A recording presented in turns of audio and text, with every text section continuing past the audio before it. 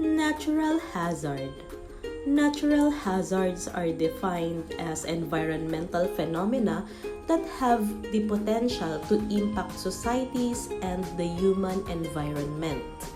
From the word itself, natural, ito ay natural na pangyayari na nagaganap sa mundo na hindi kontrol ng tao.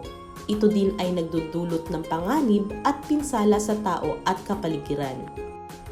These are the examples of natural hazards: typhoon, tornado, landslides, thunderstorms, flood, global warming, heat waves, earthquake, tsunami, and volcanic eruptions. We have what we called earthquake. It is a shaking of the ground caused by sudden slippage of rock masses below or at the surface of the earth. Ito po ay sanhi ng isang mabilis na paglabas ng enerhiya na nanggagaling sa ilalim ng lupa. At ito po ay hindi inaasahang pangyayari kung kaya't kinakailangan na tayo ay laging handa. What to do before? We must conduct an orientation and earthquake drill.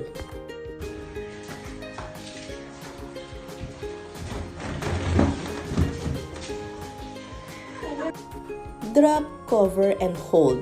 Makikita sa video na kung sakaling magkaroon ng lindol ay handa tayo sa kung ano ang nararapat nating gawin. Nariyan ang drop o umupo, cover o takpan ng ulo laban sa anumang maaaring mahulog, at hold o humawak sa bagay na magsisilbing gabay natin. Kailangan na may nakahanda din tayong first aid kit kung sakaling tayo ay masugatan. What to do during, o kung ano ang gagawin mo kung sakaling nangyayari na ang sakuna.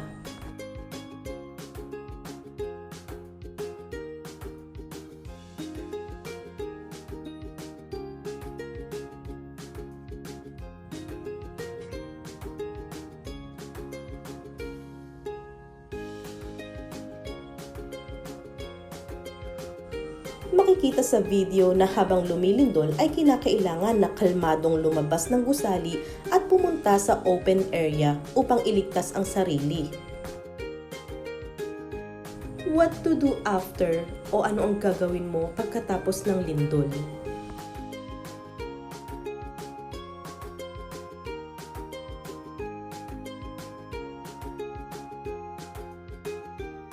Makikita sa video na pagkatapos ng lindol ay huwag gagamitin ang elevator sapagkat maaari kang matrap sa loob dulot ng aftershocks.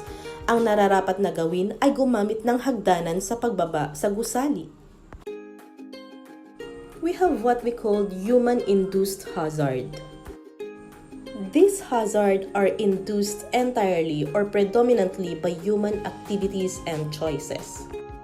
Ito ay sakuna na nangyayari dulot ng kagagawan ng tao. Ito ay maaaring sinadya o aksidente lamang.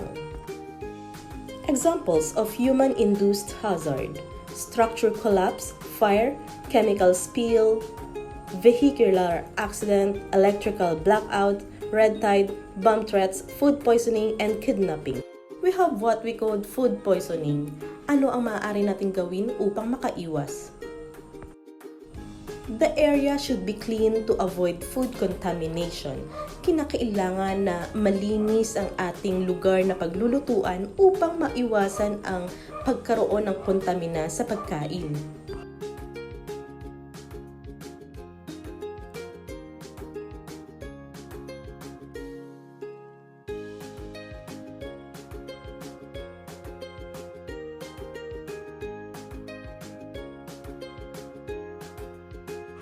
Ang kalinisan at tamang pag-iingat ay susi upang maiwasan ang mga problema gaya ng food poisoning at iba pa.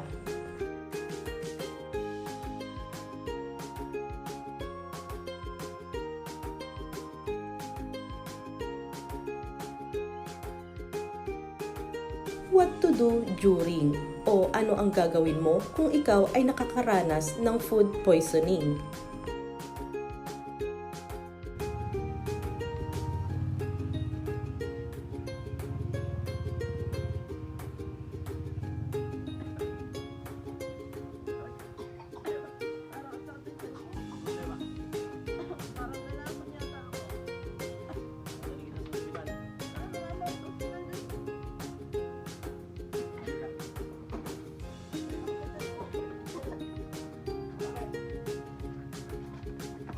Kung ikaw ay nakararanas ng food poisoning, ay agad na pumunta o magpadala sa ospital upang magpagamot.